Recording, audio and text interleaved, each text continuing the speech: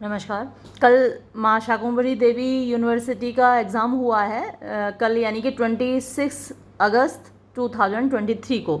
और ये उसका मैं सॉल्यूशन कर रही हूँ आपके सामने। जिन बच्चों के अभी एग्ज़ाम नहीं हुए हैं उनके लिए ये बहुत इम्पोर्टेंट है, और जिनका हो चुका है वो अपना चेक कर सकते हैं। With whom does the poet compare himself in the poem break break break. अच्छा, एक चीज़ और बताऊं कि ये 4 सेट रहे होंगे ABCD। अब जिस बच्चे ने मुझे भेजा है उसने ये नहीं बताया कि ये कौन सा सेट है, लेकिन क्वेश्चंस तो सेम ही होंगे चाहे कोई भी सेट हो। तो थोड़े आगे पीछे हो सकते हैं आपके वाले क्वेश्चन पेपर में क्वेश्चंस, लेकिन क्वेश्चंस सेम है, तो आप अपना मैच कर लीजिएगा। तो पोइट किस से कंपेयर करता है इस पोइम ब्रेक ब्रेक ब्रेक में अपने आप को?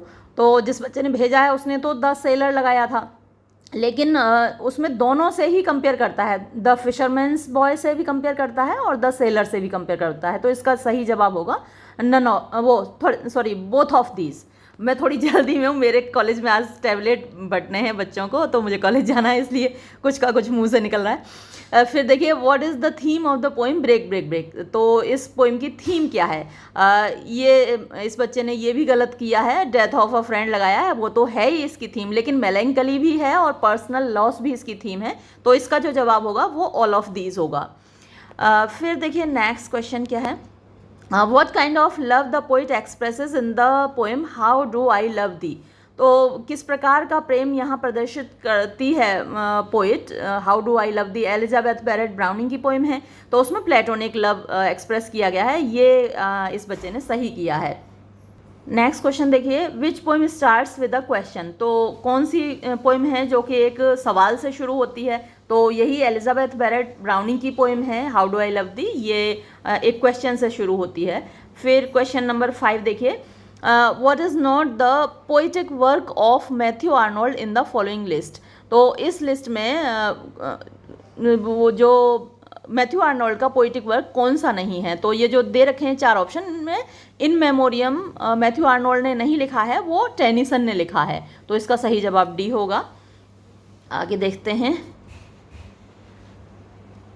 Question number 6, what are the qualities of the poetry of Matthew Arnold. तो मैथ्यू आर्नोल्ड की पोइट्री की क्वालिटीज़ क्या क्या हैं, जिसमें note of pessimism, philosophy of human life, emotions and feelings, elegiac note और रोमांटिसिज्म। तो रोमांटिसिज्म इनमें से मैथ्यू आर्नोल्ड की पोइट्री का क्वालिटी नहीं है, तो हमारा जो ऑप्शन होगा सही वो ये होगा ए।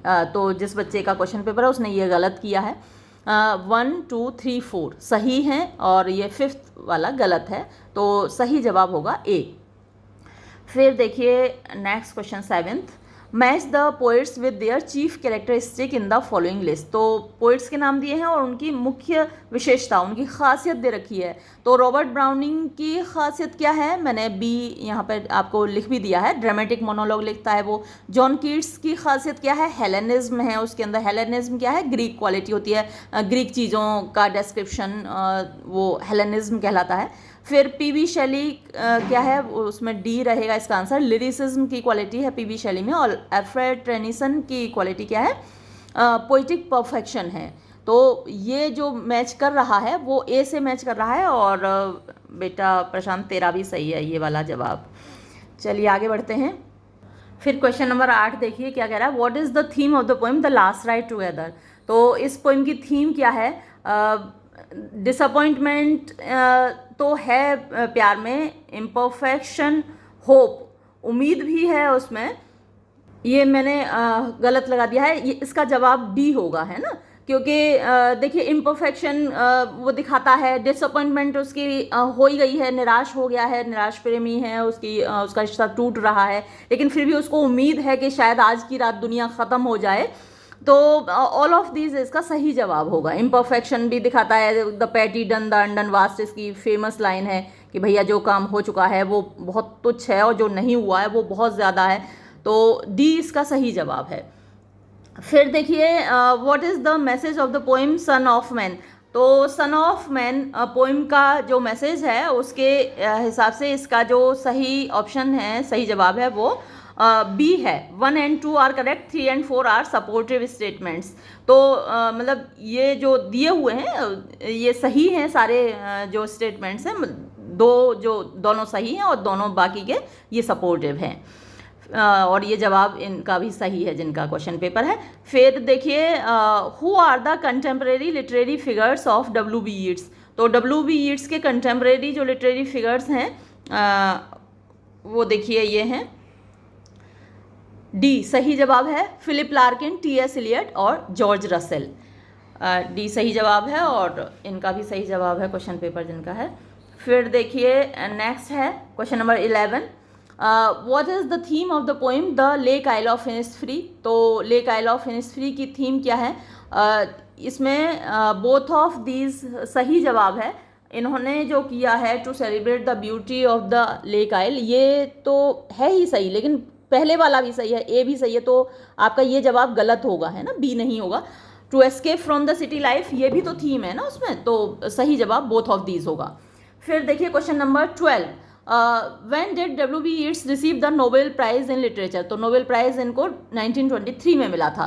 फिर Philip Larkin is hopeful that, Philip Larkin को उम्मीद है। तो जब आप पढ़ते हैं चर्च गोइंग पोइम,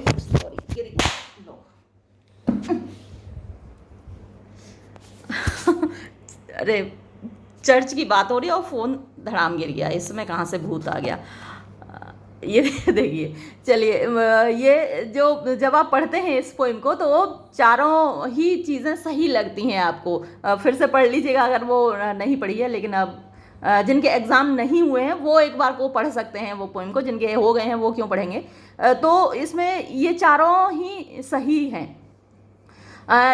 लेकिन यहाँ जो ऑप्शंस दिए हैं यहाँ ऐसा कोई ऑप्शन नहीं है जिसमें चारों सही दिखाए जाएं। तो अब इन्होंने जो लगाया है फिर हम इसी को सही मान लेते हैं कि देखिए 1, 2, 4 आर करेक्ट, 2 इज़ इनकरेक्ट। इन्होंने जो ऑप्शंस दे रखे हैं वो भी गड़बड़ दे रखे हैं, तो ये थोड़ी प्रिंटिंग मिस्टेक भी है यहाँ पर। तो हम आपके ही जवाब को सही मान लेते हैं, हालांकि ये सभी सही हैं। आप क्वेश्चन पेपर एक बार पोइम एक बार फिर से पढ़ लें चाहें तो। फिर नेक्स्ट क्वेश्चन देखिए 14, what is called a serious house on serious earth by Philip Larkin. तो जब बात चल रही है जहाँ ये लाइन आई है सीरियस हाउस ऑन सीरियस अर्थ, तब बात चर्च की ही हो रही है, लेकिन चर्च के अंदर एक ग्रेव यार्ड भी है, चर्च यार्ड भी बोलते हैं उसको, जहाँ पर वहाँ पर दफनाए जाते हैं डेड बॉडीज़। तो जब वो स्टेंजा ख़त्म होता है, एंड होता है जहाँ, तो फिर वो बताते हैं कि ये सबसे अच्छी जगह है जहाँ आके व्यक्ति बुद्धिमान हो जाता है और जहाँ इतने सारे लोग दफन हैं। तो लास्ट में जो बात ख़त्म होती है वो तो ग्रेव यार्ड पर ख़त्म होती है, लेकिन जहाँ ये लाइन आई है सीरियस हाउस ऑन सीरियस अर्थ, तो वहाँ तो चर्च की बात हो रही है, तो मेरे हिसाब से इसका सही जवाब चर्च होना चाहिए। फिर देखिए Aristotle spoke of 3 modes of persuasion in rhetoric. तो रेटोरिक में 3 मोड्स बताए हैं एरिस्टोटल ने परसुएशन के, और उनका सही जवाब है, ये आप गलत करके आए हैं बेटा, सही जवाब सी होगा, पैथोस, ईथोस और लोगोस। तो सही जवाब इसका सी होगा, आपने बी गलत लगाया है। नेक्स्ट क्वेश्चन देखिए question number 16, who wrote Holi sonnets. तो इसका सही जवाब है जॉन डन, आपने गलत लगाया है, सर थॉमस वॉट नहीं है। फिर देखिए major patterns of rhyme in sonnets are. तो जो मेजर पैटर्न्स हैं ये सारे ही हैं, है ना, A B B A B B A C D C C D C. ये जो इटालियन सोनेट है, मैंने सोनेट पे 1-2.5 घंटे की लंबी वीडियो बनाई है, जिन लोगों के एग्ज़ाम नहीं हुए हैं वो ज़रूर देख लें सोनेट का पूरा। उस वीडियो को देखने के बाद सोनेट का कोई भी क्वेश्चन आपसे बचकर नहीं जाएगा। तो ये चारों ही पैटर्न हैं, अलग अलग ऑथर्स के हैं, अलग अलग जो सोनेट्स हैं, इटालियन सोनेट और इंग्लिश सोनेट, उनमें हैं ये पैटर्न्स। ये ए बी सी ये स्पेंसरियन सोनेट का है, और A B C D E F G ये इंग्लिश सोनेट यानी शेक्सपियरियन सोनेट का है। तो उसमें मैंने डिटेल में सब कुछ डिस्कस किया है। फिर देखिए an author choose to write allegories for a number of reasons. एक व्यक्ति एक लेखक एलेगरी लिखता है किन वजहों से। तो ये जो तीनों वजहें दी हुई हैं ये सारी ही करेक्ट हैं, है ना। To make complex ideas concrete and therefore more understandable, to readers, यानी एक कॉम्प्लेक्स आइडिया है उसको कंक्रीट बनाना है, मतलब सॉलिड बनाना है। समझ में नहीं आता जब आप ऐसे ही बताएंगे तो, लेकिन जब एक एलेगरी फॉर्म में वो दिखाया जाता है तो वो अंडरस्टैंडेबल हो जाता है रीडर्स के लिए, यानी उनकी समझ में आ जाता है। फिर टू इलस्ट्रेट अ मॉरल और idea rather than explaining it, तो इलस्ट्रेट माने एग्जाम्पल देकर समझाना एक मॉरल को, एक नैतिक पाठ को, एक विचार को, बजाय इसको एक्सप्लेन करने के।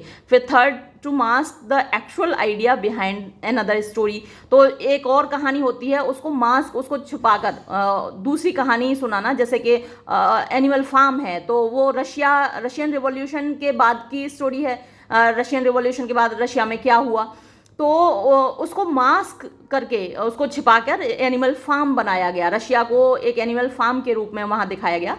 तो उस तरीके से ये भी पर्पस होता है। तो ये तीनों ही यहाँ पर करेक्ट हैं, तो इसका सही जवाब बी होगा। फिर देखिए, match the author's with their allegorical works in the following, तो यहाँ एक लिस्ट दी गई है एलेगरीज की और उनको उनके जो ऑथर्स हैं उनसे मैच करना है। तो एडमंड स्पेंसर की जो एलेगरी है वो द फेयरी क्वीन है, तो मैंने यहाँ पर सी लिख दिया है। जॉन बनियन की जो एलेगरी है उसको पिलग्रिम्स प्रोग्रेस नाम है उसका, मैंने यहाँ पर ए लिख दिया है। जॉन मिल्टन की एलेगरी है डी पैराडाइज लॉस्ट, और पीवी शैली की जो एलेगरी है बी प्रोमेथियस अनबाउंड। तो इसके हिसाब से जो सही ऑप्शन है वो ए है। फिर देखिए question number 20, When was lyrical ballads published? ये तो इतना ज़्यादा इंपॉर्टेंट सवाल है, मैं हमेशा कहती हूँ इसको तो याद रखिए, हर क्वेश्चन पेपर में ये ज़रूर आता है। 1798 में लिरिकल बैलेड्स पब्लिश हुई थी। विच ऑफ द फॉलोइंग, और ये भी ज़रूर याद रखिए कि वर्ड्सवर्थ और कॉलरिज ने कोलैबोरेशन में उनको पब्लिश किया था, दोनों ने मिलकर पब्लिश किया था, ये भी क्वेश्चन पूछ लिया जाता है। Which of the following is not a characteristic of the ballad, तो इनमें से कौन सी कैरेक्टरिस्टिक बैलेड की नहीं है? ये तो आपने गलत लगाया है बेटा। इसमें क्या है, ballads were written in middle ages only, केवल मिडिल एजेस में बैलेड लिखे गए ऐसा नहीं है, बैलेड्स बाद में भी लिखे गए हैं, तो यहाँ डी सही जवाब होगा इसका। बाकी तो सारी चीज़ें उसके बारे में सही हैं। फिर क्वेश्चन नंबर 22 देखिए, match the poets with their elegies in the following list, तो एलेजीज दे रखी हैं और पोइट्स दे रखे हैं, उनको मैच करना है।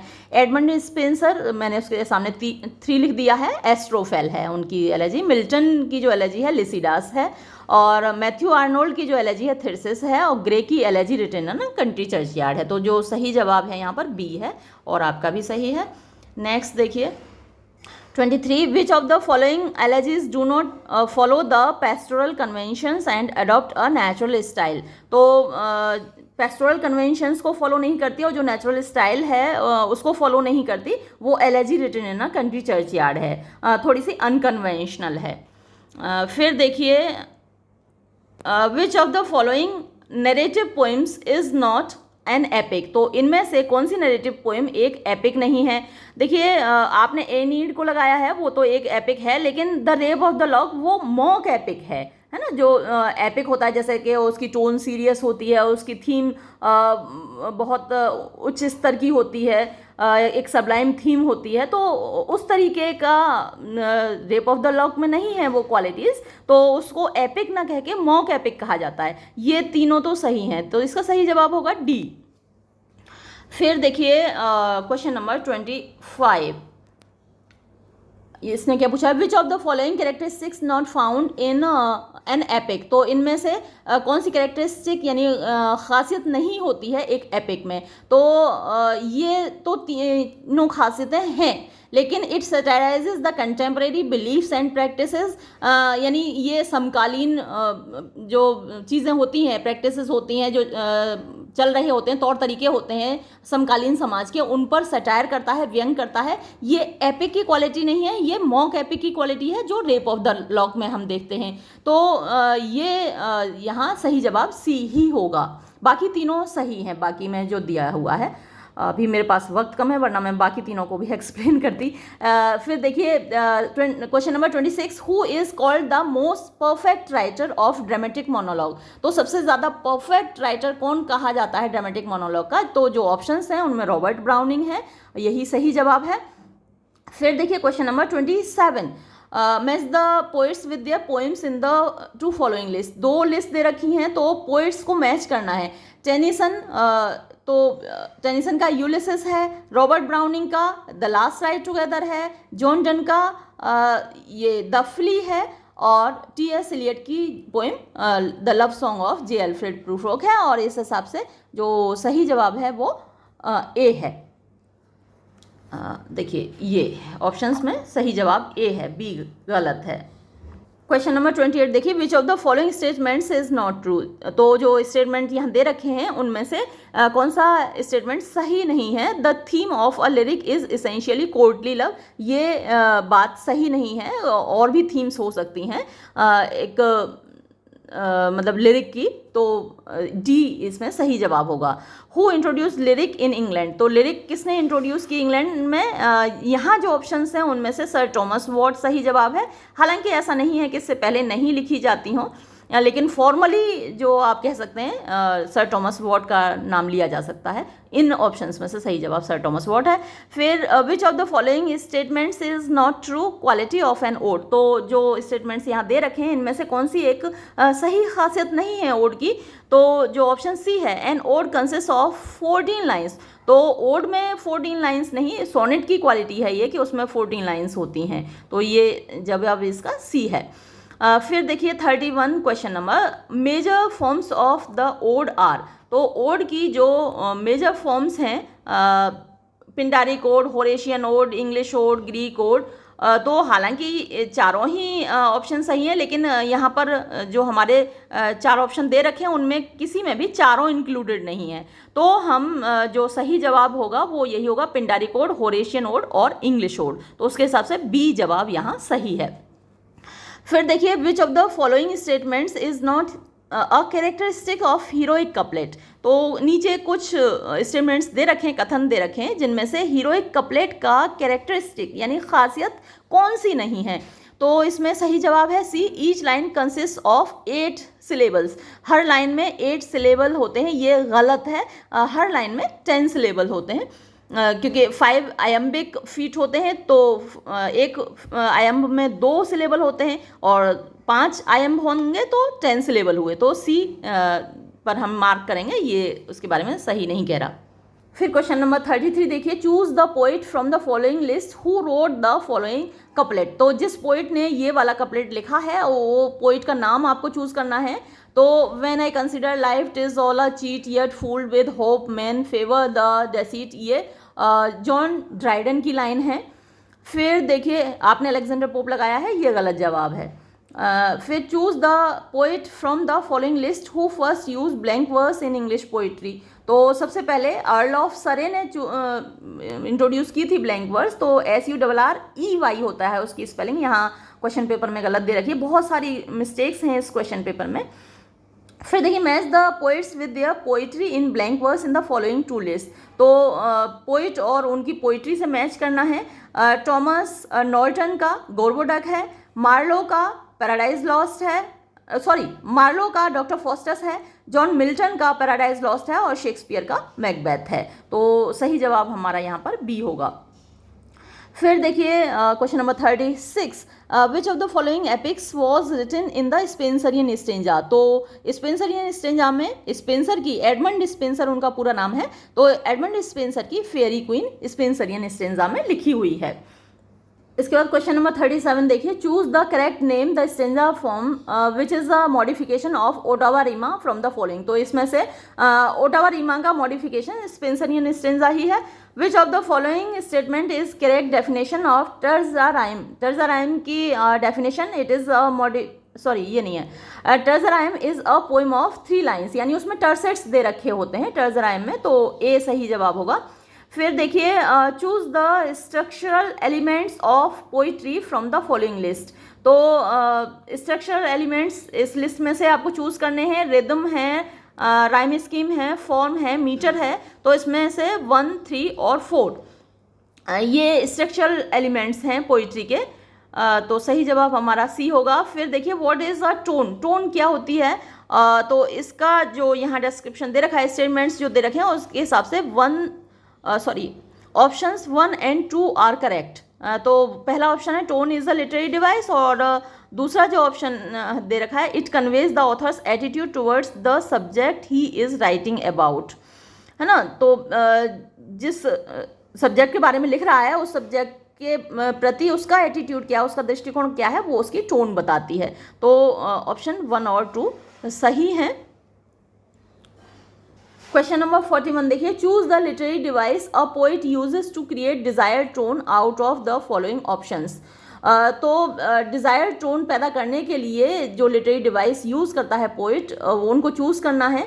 तो ये ऑल ऑफ देम सही जवाब होगा। फिगरेटिव लैंग्वेज भी यूज़ करता है, डिक्शन यूज़ करता है, structure of the sentence use करता है, पंक्चुएशन मार्क, सभी कुछ इंपॉर्टेंट होता है। फिर देखिए, what's the tone of the following line derived from Keats ode to a nightingale. तो ओड टू अ नाइटिंगेल से ये लाइन ली गई हैं। Fade far away, dissolve and quite forget what thou amongst the leaves has never known, the weariness, the fever and the fret. तो यहाँ जो tone है वो मोर्नफुल टोन है, बी सही जवाब है।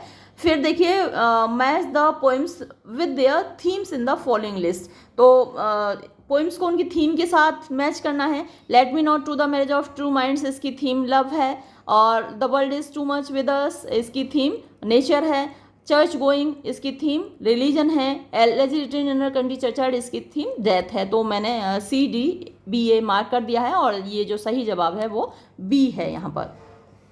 फिर देखिए, question number 44, what is rhythm in poetry. Poetry में रिदम क्या है? Choose the correct answer from the following statements. तो जो स्टेटमेंट्स दे रखे हैं उनमें से सही जवाब चूज करना है। तो उसके हिसाब से 1 और 2 आर करेक्ट, 3 और 4 आर सपोर्टिंग स्टेटमेंट्स। ये सही जवाब है। पूरा एक्सप्लेन करने का टाइम नहीं है। मैंने बहुत सारे वीडियोस सेकंड सेमेस्टर के लिए अपलोड किए हैं, करीब अबव 80 हैं, 84 के करीब वीडियो होंगे। तो वो आप देख लीजिएगा जिनके अभी एग्ज़ाम नहीं हुए हैं। मैंने प्लेलिस्ट भी बना रखी है BA सेकंड सेमेस्टर नाम से। फिर देखिए, choose the correct answer. Iambic foot has 2 syllables. यहाँ पर ये आर गलत है, स्पेलिंग मिस्टेक है। यहाँ पर एम्बिक फुट होगा, IAMBIC। तो एम्बिक फुट में 2 सिलेबल्स होते हैं, जिसमें से फर्स्ट अनस्ट्रेस्ड होता है, सेकंड स्ट्रेस्ड होता है। तो इसका सही जवाब बी होगा। आपका गलत है बेटा, ए नहीं होगा।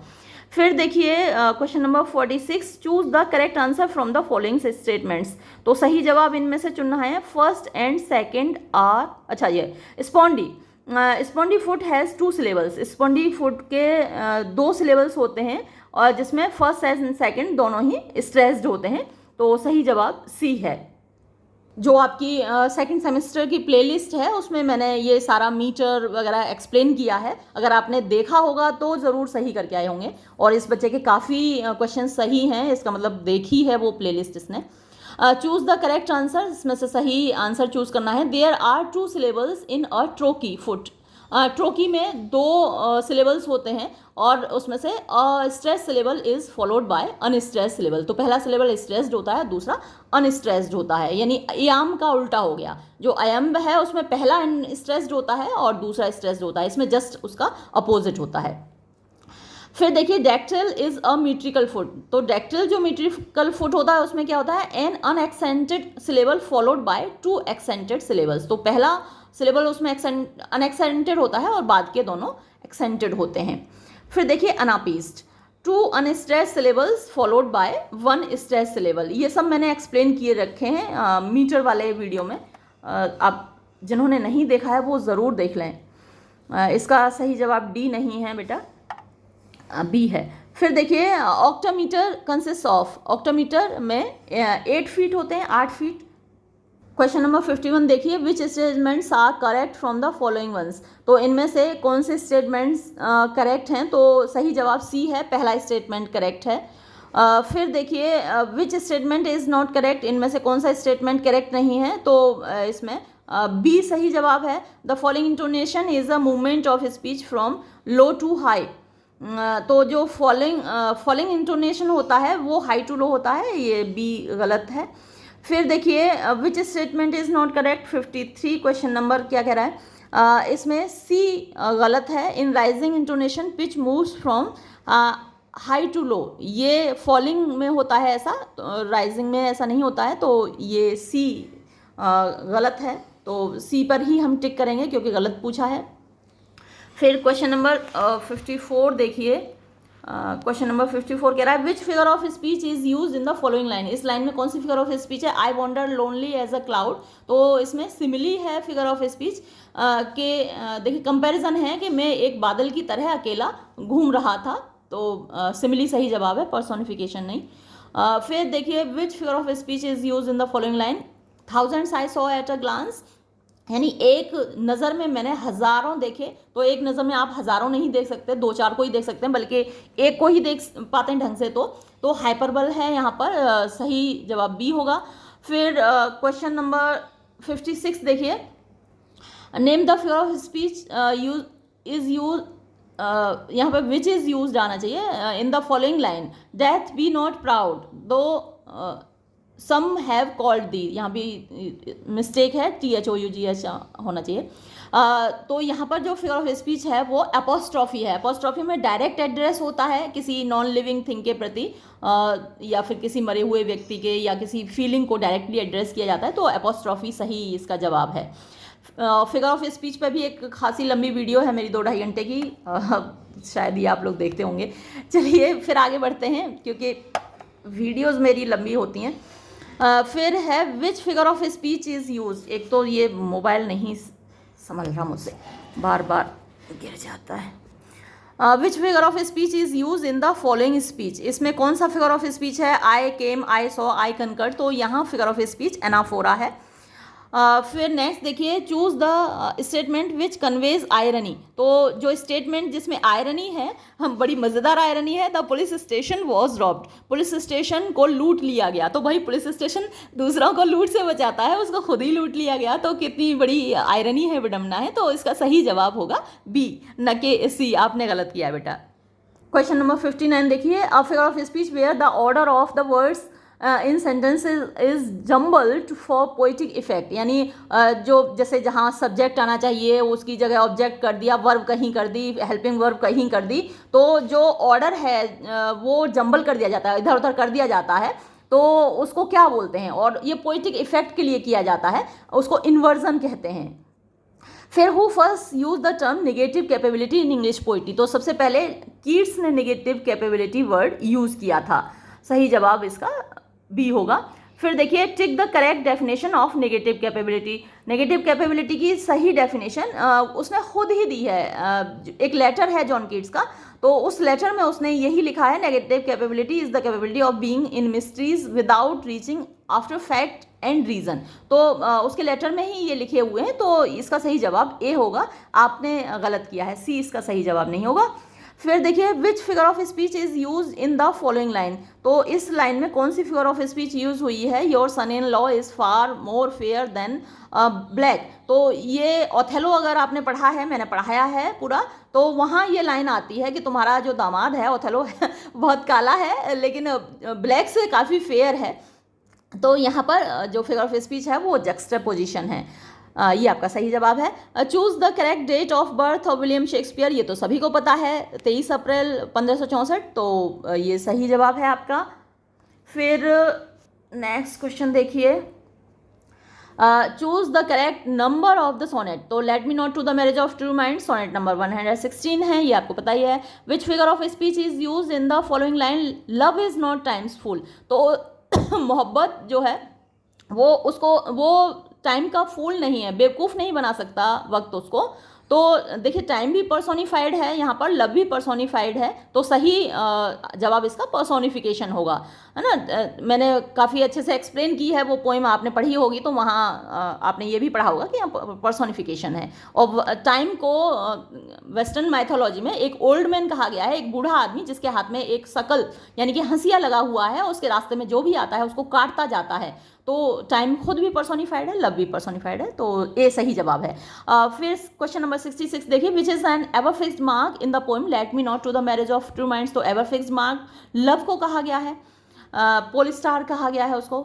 और नेक्स्ट देखते हैं, which is the meaning of marriage in the sonnet let me not to the marriage of true minds. तो वहाँ पर मैरिज का जो मीनिंग है वो यूनियन है। सही जवाब डी होगा। फिर how many quatrains are in the sonnet let me not to the marriage of true minds. इसमें 3 क्वार्टरेंस हैं और उसके बाद एक कपलेट है। फिर नेक्स्ट देखिए, to whom the sonnet let me not to the marriage has been address, तो किसको एड्रेस्ड है ना, एन हाथवे को एड्रेस नहीं है भाई, अपनी बीवी को भी कोई सोनेट्स लिखता है बीवियाँ तो डांटने के लिए होती हैं, लड़ने के लिए जो होती हैं, उनके लिए कौन लिखता है। फिर ये जो लिखी गई है अर्ल ऑफ साउथहैम्पटन के लिए लिखी गई है, तो इसका सही जवाब डी होगा। क्वेश्चन नंबर 70 देखिए, choose the last line of the sonnet let me not to the marriage of two minds, last line उसकी है I never writ nor no man ever loved, तो बी सही जवाब है। At which age did Milton become blind, 44 साल की उम्र में वो अंधा हो गया था, ये सही जवाब है। Milton sonnet on his blindness consist of, तो मिल्टन की जो सोनेट है ऑन हिज ब्लाइंडनेस, उसमें एक ऑक्टेव है और एक सेस्टेट है, सही जवाब ए है। इतनी जल्दबाजी में मैंने कोई वीडियो नहीं बनाया। फिर when was Milton born, Milton कब पैदा हुआ, तो उसका सही जवाब यही है, दिसंबर 9 1608, तो ये सी सही जवाब है। Which of the following works was not written by Milton, इनमें से कौन सा मिल्टन ने नहीं लिखा है। 12th नाइट आपको पता है शेक्सपियर ने लिखा है, बाकी सब मिल्टन ने लिखा है। Next question, what is the talent which had been hidden by death, थोड़ा सा क्वेश्चन बनाने में गलती है, क्वेश्चन इस तरीके से नहीं होना चाहिए। Which is death to hide, इस तरीके से है, तो पोइटिक टैलेंट है ये। ऑन हिज ब्लाइंडनेस में कहता है मिल्टन कि एक टैलेंट जो ईश्वर ने मुझे दी है उसको छुपाना मौत के समान है, तो वो पोइटिक टैलेंट है, तो सही जवाब डी आप मार्क किया है आपने, सही है। फिर देखिए, what helps Milton to overcome his anxiety, तो मिल्टन जो चिंतित है इस पोएम में, उसको जीतने में मदद कौन करता है, उसका पेशेंस, उसका धैर्य मदद करता है। Question number 77, John Donne is regarded as a metaphysical poet, John Donne को एक मेटाफिजिकल पोइट कहा जाता है, क्योंकि इसका सही जवाब सी होगा, बी नहीं होगा। He has use far fetched conceits, B भी सही हो सकता है, लेकिन तब होगा जब यहाँ पर दे रखा हो कि ऑल ऑफ दीज दे रखा हो, लेकिन जो मेन क्वालिटी है जिसकी वजह से वो मेटाफिजिकल पोइट कहलाता है, वो फार फेज्ड कंसीट्स हैं उसके, तो और फेज्ड की स्पेलिंग भी यहाँ गलत है, FE होता है, FETCHED, तो सही जवाब सी है। फिर देखिए next question 78, the poem a valediction forbidding mourning has been address to, तो ये डन की वाइफ को एड्रेस है। मैं अभी अभी कह रही थी वाइफ के लिए भी कोई पोएम लिखता है, भैया आ गई, देखो डन ने अपनी वाइफ को ही लिखी है ये। हाँ, कुछ बंदे होते हैं जो वाइफ को भी प्यार करते हैं। तो फिर देखिए, done compares his love with, done अपने प्यार की तुलना किससे करता है, ट्विन कंपासेस से करता है। कंपास आपने देखी होगी, नीचे से अलग होते हैं उसके जो दोनों पार्ट्स होते हैं, लेकिन ऊपर से जुड़े होते हैं, तो ट्विन कंपास से उसने कंपेयर किया है, सही जवाब डी होगा। फिर देखिए, who said done affects the metaphysical not only in his satires, वैसे मेटाफिजिकल की जगह शायद मेटाफिजिक्स है, डन अफेक्ट्स द मेटाफिजिक्स करके दिया है, तो ये जो स्टेटमेंट है वो ड्राइडन का है, सही जवाब है आपका। फिर देखिए question number 81, to which age Alexander Pope belong, Alexander Pope जो बिलोंग करता है वो the age of prose and reason से बिलोंग करता है। अब देखिए, to which age Alexander Pope belongs होना चाहिए, है ना, या फिर डज यहाँ आना चाहिए। ये क्वेश्चन फ्रेम करने में बहुत गलतियाँ की हैं, ग्रामेटिकल मिस्टेक्स, स्पेलिंग मिस्टेक्स, क्या करते हैं ये लोग। फिर next question 82, what is the theme of the poem ode on solitude, तो ओड ऑन सॉलिट्यूड की थीम पीस एंड कंटेंटमेंट है। फिर देखिए, which figure of speech is use in the following line of the poem ode on solitude, तो ये जो line दी रखी है, for the sad old earth must borrow its mirth, यहाँ पर्सोनिफिकेशन है। फिर देखिए, what does the poet desire in the poem ode on solitude, तो पोइट की इच्छा क्या है, तो ये सारी इच्छाएं हैं पोइट की, तो यहाँ सही जवाब डी होगा। आपने बी मार्क किया है, वो सही नहीं है, डी होगा। ये सारी इच्छाएं हैं, फिर से पढ़िएगा पोएम को, मैंने हालांकि नहीं पढ़ाई है, कोशिश करूंगी इस पे वीडियो अपलोड करने की। फिर what is the last desire of the poet in the poem ode on solitude, तो पोइट की अंतिम इच्छा क्या है इस ओड ऑन सॉलिट्यूड में। ये ओड ऑन सॉलिट्यूड हमारे यहाँ सिलेबस में नहीं है, इसीलिए मुझसे अपलोड होने से छूट गई है, लेकिन मैं जल्द इसको अपलोड करूँगी। ये देखिए, डेथ अनलिमिटेड, तो पोइट की इच्छा ये है कि उसके ऊपर कोई विलाप ना करे, उसकी खातिर कोई ना रोए। भैया मेरी ऐसी इच्छा नहीं है, मैं तो चाहती हूँ मेरे ऊपर बहुत सारे लोग रोएं। फिर who is called a transitional poet, किसको ट्रांजिशनल पोइट कहा जाता है, ग्रे को कहा जाता है। फिर देखिए सही जवाब सी है। फिर how many stanzas are there in elegy written in a country churchyard, ये मैंने अपलोड किया, आपने ज़रूर देखी होगी, वहाँ 32 स्टेंजाज हैं उसमें। नेक्स्ट क्वेश्चन देखिए 88, choose the first line of the elegy written in country church yard. ये पहली लाइन है, the curfew tolls the knell of parting day. सही जवाब डी है। For whom does the poet lament in elegy written in country church yard, तो villagers of the hamlet, गाँव वासियों के लिए वो रो रहा है, तो सही जवाब सी है। What is the date of the publication of lyrical ballads, देखिए 2 बार आ गया, मैंने कहा था कि इम्पोर्टेंट सवाल है, लेकिन जो जिसने भी ये क्वेश्चन पेपर बनाया उसके हिसाब से भी ये कुछ ज़्यादा इंपॉर्टेंट सवाल है, 2 बार रिपीट हो गया। तो 1798 में लिरिकल बैलेड्स पब्लिश हुई थी। फिर what is not the poetical work of William Wordsworth, तो विलियम वर्ड्सवर्थ का पोइटिकल वर्क इनमें से कौन सा नहीं है? लिसिडास नहीं है, ये लिसिडास जॉन मिल्टन का है, अभी इसका जिक्र पहले आ भी चुका है। फिर देखिए whom does the poet condemn in the poem the world is too much with us, तो the world is too much with us में इन सभी चीज़ों को कंडेम करता है, तो सही जवाब ऑल ऑफ दीज होगा। फिर देखिए 93 question number, name the sea gods mention in the world is too much with us, तो जो सी गॉड मेंशन किए गए हैं world is too much with us में, ये दोनों ही हैं, प्रोटियस और ट्राइटन। तो यहाँ एक होना चाहिए था, बोथ ऑफ दीज इस तरीके से करके होना चाहिए था, तो दोनों ही मेंशन किए गए हैं, लेकिन ट्राइटन को आप एक डेमी गॉड कह सकते हैं, तो इसलिए अगर हमको यहाँ चूज़ करना होगा तो हम प्रोटियस को ही चूज़ करेंगे। फिर देखिए 94 question, what are the romantic elements in the poem the world is too much with us, तो जो रोमांटिक एलिमेंट्स हैं वो सारे ही हैं यहाँ पर, है ना, तो हमारा जो सही जवाब होगा वो डी होगा। फिर देखिए to which age does John Keats belong, John Keats किस एज को बिलोंग करता है? 19th सेंचुरी को बिलोंग करता है। What does the poet desire in ode to a nightingale, ode to a nightingale में क्या है पोइट की इच्छा? तो ये जितनी इच्छा दी रखी हैं सारी हैं, मैंने पोइम पढ़ाई है, आपने पढ़ी होगी, तो अभी एक्सप्लेन करने का टाइम नहीं है, लेकिन ये सारी इच्छाएं वो वहाँ पर अभिव्यक्त करता है। फिर देखिए, अरे राम जी, फिर देखिए next question, to whom does the poet address in O to nightingale, तो ओ टू नाइटिंगेल में किसको एड्रेस कर रहा है? वो बर्ड को, एक चिड़िया को ही एड्रेस कर रहा है, तो सही जवाब भी होगा। How many stanzas are in the poem O to nightingale, तो इस पोएम में 8 स्टेंजाज हैं, सही जवाब सी है। What does the poet desire in the poem O to nightingale, तो इस पोएम में पोइट की इच्छा क्या है? ये ए पोइट की इच्छा है, to dissolve the weariness the fever and the fret of human life, ये ए वाला सही जवाब है। आपने जो सी कहा है ये भी सही जवाब होता अगर ये यहाँ रेफरेंस होता ओ टू ए स्काई लार्क का, जो कि पीवी शैली की पोएम है, वहाँ ये कहता है to learn half the gladness of the bird, यानी ये जो स्काई लार्क है उसकी खुशी में से आधी खुशी को वो सीखना चाहता है, अपनाना चाहता है, तो वो पीवी शैली ने कहा है। अगर वो पोएम भी आपने पढ़ी है तो आप कंफ्यूज इसलिए हो गए हैं, सी इसका सही जवाब नहीं है, वो टू स्काई लार्क का सही जवाब होता।